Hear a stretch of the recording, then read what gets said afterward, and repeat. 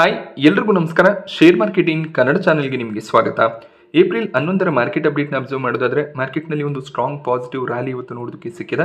ನಿನ್ನೆ April 10ಕ್ಕೆ market holiday ಇತ್ತು, but gift ನಿಫ್ಟಿಯಲ್ಲಿ ಒಳ್ಳೆ ಒಂದು ಪಾಸಿಟಿವ್ ಸೆಂಟಿಮೆಂಟ್ ನೋಡೋದಕ್ಕೆ ಸಿಕ್ಕಿತ್ತು. ಆ ಒಂದು ಸೆಂಟಿಮೆಂಟ್ ಇವತ್ತು ಇಂಡಿಯನ್ ಮಾರ್ಕೆಟ್ನಲ್ಲಿ ರಿಫ್ಲೆಕ್ಟ್ ಆಗ್ತಿರೋದು ಕಾಣಿಸ್ತಿದೆ. ನಿಫ್ಟಿಯಲ್ಲಿ ಆಲ್ಮೋಸ್ಟ್ 2% ಗೇನ್ ನೋಡೋದಕ್ಕೆ ಸಿಕ್ಕಿದೆ. 430 ಪಾಯಿಂಟ್ ಅಷ್ಟು ನಿಫ್ಟಿ ರಿಕವರ್ ಆಯಿತು. 22,800 ಮೇಲ್ಗಡೆ ನಿಫ್ಟಿ ಕ್ಲೋಸಿಂಗ್ ಅನ್ನು ಕೊಟ್ಟಿದೆ.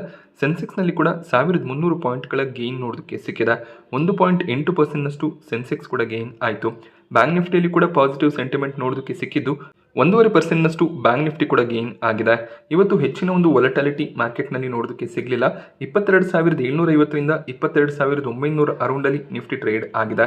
23,000 ಲೆವೆಲ್ಸ್ ಅನ್ನ ನಿಫ್ಟಿ ಟಚ್ ಮಾಡಲಿಲ್ಲ. 23,000 ಒಂದು ಮೇಜರ್ ರೆಸಿಸ್ಟೆನ್ಸ್ ಆಗಿರುತ್ತೆ. ಆ ಒಂದು ಲೆವೆಲ್ಸ್ ಅನ್ನ ಬ್ರೇಕ್ ಮಾಡಿದ್ರೆ ಒಂದು ಪಾಸಿಟಿವ್ ಸೆಂಟಿಮೆಂಟ್ನ ಎಕ್ಸ್ಪೆಕ್ಟೇಷನ್ ಇರುತ್ತೆ. US ಮಾರ್ಕೆಟ್ಸ್ಗಳಲ್ಲಿ ವೊಲಟಾಲಿಟಿ ಕಂಟಿನ್ಯೂ ಆಗ್ತದೆ. ನಿನ್ನೆ ಕೂಡ US ಮಾರ್ಕೆಟ್ ಸ್ವಲ್ಪ ನೆಗೆಟಿವ್ ಆಗಿ ಕ್ಲೋಸ್ ಆಗಿತ್ತು. ಇವತ್ತು ಕೂಡ ನೆಗೆಟಿವ್ ಓಪನಿಂಗ್ ನೋಡೋದಕ್ಕೆ ಸಿಕ್ಕಿತ್ತು, ಬಟ್ ಅದಾದಮೇಲೆ ಸ್ವಲ್ಪ ರಿಕವರಿ ನೋಡೋದಕ್ಕೆ ಸಿಕ್ತು. ಮತ್ತೆ ಒಂದು ಸೆಲ್ಲಿಂಗ್ ಪ್ರೆಷರ್ ಕಾಣಿಸ್ತದೆ. ಸೊ ವೊಲಟಾಲಿಟಿ ಕಂಟಿನ್ಯೂ ಆಗ್ತದೆ. ಇದಕ್ಕೆ ರೀಸನ್ ಚೈನಾದಿಂದ ಬಂದಂಥ ಮತ್ತೊಂದು ಕೌಂಟರ್ ಟ್ಯಾರಿಫ್ ಆಗಿರುತ್ತೆ. US ಮತ್ತು ಚೈನಾ ನಡುವೆ ಈ ಒಂದು ಟ್ಯಾರಿಫ್ ವಾರ್ ನಡೀತಿದೆ. ಇದು ಟ್ರೇಡ್ ವಾರ್ ಆಗಿ ಕೂಡ ಕನ್ವರ್ಟ್ ಆಗ್ತಿದೆ. ಚೈನಾ ಈಗ 125% ಟ್ಯಾರಿಫ್ಸ್ ಅನ್ನ US ಗೂಡ್ಸ್ನ ಮೇಲೆ ಹಾಕ್ತಿದ್ದಾರೆ. ಈ ಎರಡೂ ಕಂಟ್ರಿಗಳ ನಡುವೆ ಈಗ ಟ್ರೇಡ್ ವಾರ್ಸ್ ಇನ್ಕ್ರೀಸ್ ಆಗ್ತಿದೆ. ಹಾಗೆ ಈ ಒಂದು ಟ್ರೇಡ್ ವಾರ್ ಎಂಡ್ ಆಗೋವರೆಗೂ US ಮಾರ್ಕೆಟ್ಸ್ಗಳಲ್ಲಿ ಏನಾದರೂ ಪಾಸಿಟಿವ್ ಸೆಂಟಿಮೆಂಟ್ ಇದ್ರೆ ಆ ಒಂದು ಪಾಸಿಟಿವ್ ರ್ಯಾಲಿನಲ್ಲಿ ಪ್ರಾಫಿಟ್ ಬುಕ್ಕಿಂಗ್ ಅನ್ನ ಮಾಡ್ಕೊಳ್ಳಿ ಅಂತ ಬೋಫಾ ಸೆಕ್ಯೂರಿಟೀಸ್ ಕೂಡ ಒಂದು ಅಡ್ವೈಸ್ ಅನ್ನ ಕೊಟ್ಟಿದ್ದಾರೆ. ಈ ಒಂದು ಟ್ರೇಡ್ ವಾರ್ನಿಂದ ಯಾವುದೇ ಸಂದರ್ಭದಲ್ಲಿ ಮಾರ್ಕೆಟ್ನಲ್ಲಿ ಕ್ರಾಶ್ ನೋಡೋದಕ್ಕೆ ಸಿಗ್ಬೋದು. ಹಾಗೆ US GDP ಮೇಲೆ ಕೂಡ ಸಾಕಷ್ಟು ಇಂಪ್ಯಾಕ್ಟ್ ಇರುತ್ತೆ ಅನ್ನೋದು ಅವರ ಒಂದು ಸಜೆಷನ್ ಆಗಿದೆ. ಸೊ ಅದೇ ರೀತಿ ಒಂದು ಟ್ರೇಡಿಂಗ್ US ಮಾರ್ಕೆಟ್ಸ್ನಲ್ಲಿ ಕೂಡ ನೋಡೋದಕ್ಕೆ ಸಿಗ್ತದೆ. US ಮಾರ್ಕೆಟ್ನಲ್ಲಿ ಒಂದು ಪಾಸಿಟಿವ್ ರ್ಯಾಲಿ ಬಂದಾಗೆಲ್ಲ ಅಲ್ಲಿಂದ ಸೆಲ್ಲಿಂಗ್ ಪ್ರೆಷರ್ ಕೂಡ ಕಾಣಿಸ್ತಿದೆ. ಸೊ ಗೋಲ್ಡ್ ಪ್ರೈಸಸ್ ಮತ್ತೆ ರಿಕವರ್ ಆಗ್ತದೆ. ಅದರ ಜೊತೆಯಲ್ಲಿ US-ನಲ್ಲಿ ಬಾಂಡ್ ಈಲ್ಡ್ಸ್ ಕೂಡ ಸ್ಟ್ರಾಂಗ್ ಆಗಿ ಬಂದಿದೆ. ಆದ್ರಿಂದ ಜನರು ಬೇರೆ ಅಸೆಟ್ಗಳಲ್ಲಿ ಇನ್ವೆಸ್ಟ್ಮೆಂಟ್ ಅನ್ನ ಮಾಡ್ತಿದ್ದಾರೆ. ಈ ಒಂದು ಟ್ರೇಡ್ ವಾರ್ಸ್ ಸ್ಟಾಪ್ ಆಗೋವರೆಗೂ US ಮಾರ್ಕೆಟ್ನಲ್ಲಿ ಸ್ಟೆಬಿಲಿಟಿ ಬರುವಂಥ ಚಾನ್ಸಸ್ ತುಂಬಾನೇ ಕಡಿಮೆ ಇರುತ್ತೆ. ಟ್ರಂಪ್ ಅವರು ಬೇರೆ ದೇಶಗಳ ಮೇಲೇನು ಟ್ಯಾರಿಫ್ ರಿಲೀಫ್ಸ್ ಅನ್ನ ಸದ್ಯಕ್ಕೆ ಕೊಟ್ಟಿದ್ದಾರೆ. ಆ ರೀಸನ್ನಿಂದ ಬೇರೆ ಮಾರ್ಕೆಟ್ಸ್ಗಳು ಪಾಸಿಟಿವ್ ಆಗಿ ಟ್ರೇಡ್ ಆಗ್ತದೆ. ಸೊ ಅದರ ಒಂದು ಇಂಪ್ಯಾಕ್ಟ್ ಬುಧವಾರ ಸ್ವಲ್ಪ US ಮಾರ್ಕೆಟ್ಸ್ನಲ್ಲಿ ನೋಡೋದಕ್ಕೆ ಸಿಕ್ಕಿತ್ತು, ಬಟ್ ಅದಾದ್ಮೇಲೆ ಕಂಟಿನ್ಯೂಸ್ ವೀಕ್ನೆಸ್ಸೇ ಕಾಣಿಸ್ತಿದೆ. ಸೊ ಚೈನಾ ಮತ್ತು US ನಡುವಿನ ಟ್ರೇಡ್ ವಾರ್ ಏನು ನಡೀತಿದೆ ಇದು ಭಾರತಕ್ಕೆ ಅಡ್ವಾಂಟೇಜ್ ಆಗುತ್ತೆ. Especially electronic manufacturing component companies ಆಗಿರುವಂತಹ ಎಲೆಕ್ಟ್ರಾನಿಕ್ ಮ್ಯಾನುಫ್ಯಾಕ್ಚರಿಂಗ್ ಸರ್ವಿಸಸ್ ಕಂಪನೀಸ್ ಆಗಿರುವಂತಹ Dixon technologies, ಕೇನ್ಸ್ technologies, EMS, amber enterprises India, ಈ ಎಲ್ಲ ಕಂಪನಿಗಳಲ್ಲಿ ಒಳ್ಳೆ ಒಂದು ಪಾಸಿಟಿವ್ ಸೆಂಟಿಮೆಂಟ್ ನೋಡೋದಕ್ಕೆ ಸಿಕ್ಕಿದೆ. ಚೈನಾದಿಂದ ಸಾಕಷ್ಟು ಎಲೆಕ್ಟ್ರಾನಿಕ್ ಐಟಮ್ಸ್ US-ಗೆ ಎಕ್ಸ್ಪೋರ್ಟ್ ಆಗುತ್ತೆ. ಈ ಒಂದು ಟ್ರೇಡ್ ವಾರ್ ಇಂಟೆನ್ಸಿಫೈ ಆಗ್ತಿರೋದ್ರಿಂದ ಚೈನಾದಿಂದ ವಸ್ತುಗಳು US-ಗೆ ಹೋಗೋದು ಸ್ಟಾಪ್ ಆಗ್ಬೋದು. ಅದರ ಒಂದು ಡೈರೆಕ್ಟ್ ಅಡ್ವಾಂಟೇಜ್ ಭಾರತದ ಮಾರ್ಕೆಟ್ಗೆ ಸಿಗುತ್ತೆ. ಹಾಗೆ ಚೈನಾ ಕೂಡ ಅಷ್ಟೇ, ತಮ್ಮ ವಸ್ತುಗಳೇನು ಸೆಲ್ ಆಗದೇನೆ ಉಳ್ಕೊಳ್ಳುತ್ತೆ ಅದನ್ನು ಅವರು ಇಂಡಿಯಾಗೆ ಇನ್ನೂ ಚೀಪ್ ರೇಟ್ನಲ್ಲಿ ಸೆಲ್ ಮಾಡುವಂಥ ಚಾನ್ಸಸ್ ಇರುತ್ತೆ. ಆದ್ರಿಂದ ಚೈನಾದಿಂದ ಎಲೆಕ್ಟ್ರಾನಿಕ್ ವಸ್ತುಗಳನ್ನು ಭಾರತ ಏನು ಇಂಪೋರ್ಟ್ ಮಾಡ್ಕೋತಾರೆ ಅದು ಕೂಡ ಕಡಿಮೆ ಪ್ರೈಸ್ನಲ್ಲಿ ಸಿಗುವಂಥ ಚಾನ್ಸಸ್ ಇರುತ್ತೆ. ಓವರ್ ಆಲ್ ಈ ಒಂದು ಸಿನಾರಿಯೋ ಭಾರತಕ್ಕೆ ಪಾಸಿಟಿವ್ ಆಗ್ಬೋದು. ಹಾಗೆ ಸೆಕ್ಟರ್ ವೈಸ್ ನಾವು ಅಬ್ಸರ್ವ್ ಮಾಡಿದಾಗ ಇವತ್ತು ಎಲ್ಲ ಸೆಕ್ಟರ್ಗಳು ಗ್ರೀನ್ನಲ್ಲೇ ಕ್ಲೋಸಿಂಗ್ ಅನ್ನು ಕೊಟ್ಟಿದೆ. ಹೆಚ್ಚಿನ ಒಂದು ಪಾಸಿಟಿವ್ ಸೆಂಟಿಮೆಂಟ್ ನಿಫ್ಟಿ ಮೆಟಲ್ ಇಂಡೆಕ್ಸ್ನಲ್ಲಿ ನೋಡೋದಕ್ಕೆ ಸಿಕ್ತು. ಮೆಟಲ್ ಸ್ಟಾಕ್ಗಳಲ್ಲಿ ಸಾಕಷ್ಟು ವೀಕ್ನೆಸ್ ಇತ್ತು. ಟ್ಯಾರಿಫ್ ರೀಸನ್ನಿಂದ ಮೆಟಲ್ ಸ್ಟಾಕ್ಗಳು ತುಂಬಾನೇ ಕರೆಕ್ಟ್ ಆಗಿತ್ತು, ಬಟ್ ಇವತ್ತು ಒಳ್ಳೆ ಒಂದು ರಿಕವರಿ ಬರ್ತಿದೆ. ಹಾಗೆ ಕನ್ಸ್ಯೂಮರ್ ಡ್ಯೂರೇಬಲ್ ಸ್ಟಾಕ್ಗಳಲ್ಲಿ ಕೂಡ ಒಳ್ಳೆ ಒಂದು ಪಾಸಿಟಿವ್ ಸೆಂಟಿಮೆಂಟ್ ಇದೆ. ಸೊ ರೇಟ್ ಕಟ್ ಕೂಡ ಆಗಿರೋದ್ರಿಂದ ಒಳ್ಳೆ ಒಂದು ಪಾಸಿಟಿವ್ ಸೆಂಟಿಮೆಂಟ್ ಕಾಣಿಸ್ತಿದೆ. ನಿಫ್ಟಿ ಫಾರ್ಮಾ ಇಂಡೆಕ್ಸ್ ಕೂಡ ಇವತ್ತು ಪಾಸಿಟಿವ್ ಆಗಿ ಇತ್ತು, ಬಟ್ ಟ್ರಂಪ್ ಅವರು ಯಾವುದೇ ಒಂದು ಸಂದರ್ಭದಲ್ಲಿ ಫಾರ್ಮಾ ಮೇಲೆ ಟ್ಯಾರಿಫ್ಸ್ ಅನ್ನು ಹಾಕ್ಬೋದು. ಬಟ್ ಇವತ್ತು ಒಳ್ಳೆ ಒಂದು ರಿಕವರಿ ನೋಡೋದಕ್ಕೆ ಸಿಕ್ಕಿದೆ. ನಿಫ್ಟಿ ಆಟೋ ಕೂಡ ರಿಕವರ್ ಆಯಿತು. ಎಲ್ಲ ಸೆಕ್ಟರ್ಗಳು ಪಾಸಿಟಿವ್ ಆಗಿ ಟ್ರೇಡ್ ಆಗಿದೆ. ಸೊ ಮೆಟಲ್ ಇಂಡೆಕ್ಸ್ನ ಸ್ಟ್ರಾಂಗ್ ಪಾಸಿಟಿವ್ ಟ್ರೆಂಡ್ಗೆ ಕಾರಣ Hindalco, Tata steel, JSW steel stocks ಆಗಿರುತ್ತೆ. ಇಂಡಾಲ್ಕೋನಲ್ಲಿ 6.5% ಗೇನ್ ನೋಡೋದಕ್ಕೆ ಸಿಕ್ಕಿದ್ರೆ ಟಾಟಾ ಸ್ಟೀಲ್ 5% ಗೇನ್ ಆಗಿದೆ. JSW ಸ್ಟೀಲ್ನಲ್ಲಿ ಕೂಡ 5% ಗೇನ್ ನೋಡೋದಕ್ಕೆ ಸಿಕ್ತು. ಕೋಲ್ ಇಂಡಿಯಾ, ಜಿಯೋ ಫಿನಾನ್ಷಿಯಲ್ಸ್ ಕೂಡ 4%ಗೂ ಹೆಚ್ಚಾಗಿ ಗೇನ್ ಆಗಿದೆ. ಟಾಪ್ ಲೂಸರ್ಸ್ ಲಿಸ್ಟ್ನಲ್ಲಿ ಕೇವಲ 3 ಕಂಪನಿಗಳು ಮಾತ್ರ ನೋಡೋದಕ್ಕೆ ಸಿಕ್ಕಿದೆ. ಅಪೋಲೋ ಹಾಸ್ಪಿಟಲ್ಸ್, ಏಷ್ಯನ್ ಪೇಂಟ್ಸ್, TCSನಲ್ಲಿ 1%ಗೂ ಕಡಿಮೆ ಕರೆಕ್ಷನ್ ನೋಡೋದಕ್ಕೆ ಸಿಕ್ಕಿದೆ. ಸೊ ಆಲ್ಮೋಸ್ಟ್ ಎಲ್ಲ ಸ್ಟಾಕ್ಗಳು ಪಾಸಿಟಿವ್ ಟ್ರೆಂಡ್ನಲ್ಲೇ ಕಾಣಿಸಿದೆ. TCS ನಿನ್ನೆ ತಮ್ಮ ರಿಸಲ್ಟ್ಸ್ ಅನ್ನು ಡಿಕ್ಲೇರ್ ಮಾಡಿದ್ರು. ಪ್ರಾಫಿಟ್ ಗ್ರೋತ್ ಅಷ್ಟು ಸ್ಟ್ರಾಂಗ್ ಆಗಿ ಬಂದಿರಲಿಲ್ಲ. Year on year, quarter on quarter profits fall ಆಗಿತ್ತು. ಈಗ ಬ್ರೋಕರೇಜ್ಗಳ ಕಡೆಯಿಂದ ಟಾರ್ಗೆಟ್ಸ್ ಕೂಡ ಕಟ್ ಆಗ್ತಿರೋದು ಕಾಣಿಸ್ತಿದೆ. ಮೋತಿಲಾಲ್ ಓಸ್ವಾಲ್ ಇನ್ನೂ ಕೂಡ ಬೈ ರೆಕಮೆಂಡೇಶನ್ ಅನ್ನು ಕೊಟ್ಟಿದ್ದಾರೆ. 3,850 ಟಾರ್ಗೆಟ್ ಪ್ರೈಸ್ ಇದೆ. ಆಂಟಿಕ್ ಬ್ರೋಕರೇಜ್ನ ಕಡೆಯಿಂದ 4,150 ಟಾರ್ಗೆಟ್ ಪ್ರೈಸ್ ನೋಡೋದಕ್ಕೆ ಸಿಗ್ತದೆ.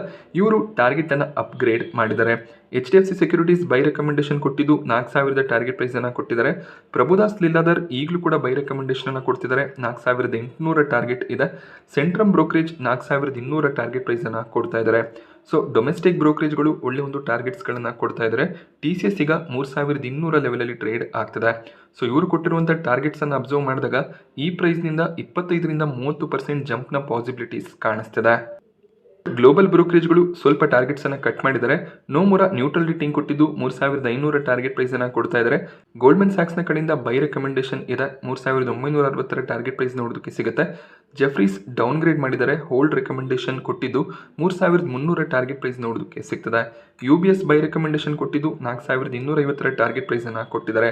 ಬಟ್ TCS ಈಗೇನು ಪ್ರೈಸ್ನಲ್ಲಿ ಟ್ರೇಡ್ ಆಗ್ತದೆ ಅದಕ್ಕಿಂತ ಕಡಿಮೆ ಟಾರ್ಗೆಟ್ಸ್ ಕಾಣಿಸ್ತಿಲ್ಲ, ಅದಕ್ಕಿಂತ ಹೈಯರ್ ಟಾರ್ಗೆಟ್ಸೇ ಕಾಣಿಸ್ತಿದೆ.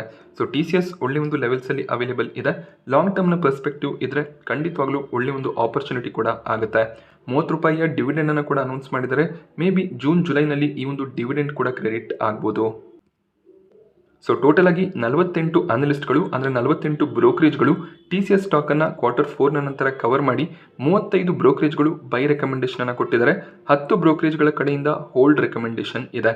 ಕೇವಲ 3 ಬ್ರೋಕರೇಜ್ಗಳು ಮಾತ್ರ ಸೆಲ್ ರೆಕಮೆಂಡೇಶನ್ ಅನ್ನು ಕೊಡ್ತಾ ಇದ್ದಾರೆ. ಮುತ್ತೂಟ್ ಫೈನಾನ್ಸ್ ಸ್ಟಾಕ್ ಪ್ರೈಸ್ನಲ್ಲಿ ಇವತ್ತು 6% ಕರೆಕ್ಷನ್ ನೋಡೋದಕ್ಕೆ ಸಿಕ್ತು. ಇದಕ್ಕೆ ರೀಸನ್ RBIನ ಕಡೆಯಿಂದ ಬಂದಂಥ ಗೋಲ್ಡ್ ಲೋನ್ ನಾರ್ಮ್ಸ್ ಆಗಿರುತ್ತೆ. ಇದರ ಬಗ್ಗೆ RBI ಗವರ್ನರ್ ಮಾನಿಟರಿ ಪಾಲಿಸಿ ಮೀಟಿಂಗ್ನಲ್ಲಿ ಹೇಳಿದ್ರು ಗೋಲ್ಡ್ ಲೋನ್ಸ್ಗೆ ಸ್ಪೆಷಲ್ ನಾರ್ಮ್ಸ್ ಅನ್ನ ತರ್ತೀವಿ ಅಂತ. ಆದ್ರಿಂದ ಗೋಲ್ಡ್ ಲೋನ್ ಪ್ರೊವೈಡ್ ಮಾಡುವಂಥ ಕಂಪನಿಗಳ ಸ್ಟಾಕ್ ಪ್ರೈಸ್ನಲ್ಲಿ ಬುಧವಾರ ಕೂಡ ವೊಲಟಾಲಿಟಿ ನೋಡೋದಕ್ಕೆ ಸಿಕ್ಕಿತ್ತು. ಸೊ ಅವರು ರೂಲ್ಸ್ಗಳನ್ನು ಟೈಟ್ ಮಾಡ್ತಿಲ್ಲ, ಕೇವಲ ನಾರ್ಮ್ಸ್ಗಳನ್ನು ತರ್ತೀವಿ ಅಂತ ಕ್ಲಾರಿಫಿಕೇಶನ್ಸ್ ಅನ್ನ ಕೊಟ್ಟಿದ್ರು. ಆದರೂ ಕೂಡ ನೆಗೆಟಿವ್ ಕ್ಲೋಸಿಂಗ್ ನೋಡೋದಕ್ಕೆ ಸಿಕ್ಕಿತ್ತು.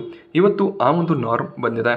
ಸೊ ಏನದು ನಾರ್ಮ್ ಅಂದರೆ, ಈಗ ನಾವು ಗೋಲ್ಡನ್ನು ಪ್ಲೇಜ್ ಮಾಡ್ತೀವಿ ಅಂದರೆ ಗಿರ್ವಿ ಇಡ್ತೀವಿ ಅಂದರೆ ಆ ಒಂದು ಗೋಲ್ಡ್ನ ವ್ಯಾಲ್ಯೂ ಏನಿರುತ್ತೆ ಆ ವ್ಯಾಲ್ಯೂನ 75% ಅಮೌಂಟನ್ನು ಮಾತ್ರ ಲೋನ್ನ ರೀತಿಯಲ್ಲಿ ಮುತ್ತೂಟ್ ಫೈನಾನ್ಸ್ನಂಥ ಕಂಪನಿಗಳು ಕೊಡ್ಬೋದಾಗುತ್ತೆ. ಸೊ ಈ ಮುಂಚೆ 80-90% ಅಮೌಂಟನ್ನು ಗೋಲ್ಡ್ನ ಮೇಲೆ ಅವರು ಲೋನ್ ಆಗಿ ಕೊಡ್ತಿದ್ರು.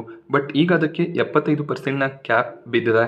ಹಾಗೆ ಗೋಲ್ಡ್ ಲೋನ್ನ ಟೆನ್ಯೂರ್ 12 ತಿಂಗಳು ಇತ್ತು ಅಂದರೆ ಕಂಪ್ಲೀಟ್ ಪ್ರಿನ್ಸಿಪಲ್ ಮತ್ತು ಇಂಟ್ರೆಸ್ಟನ್ನು 12 ತಿಂಗಳ ಒಳಗಾಗೇನೆ ಕ್ಲಿಯರ್ ಮಾಡಬೇಕಾಗುತ್ತೆ.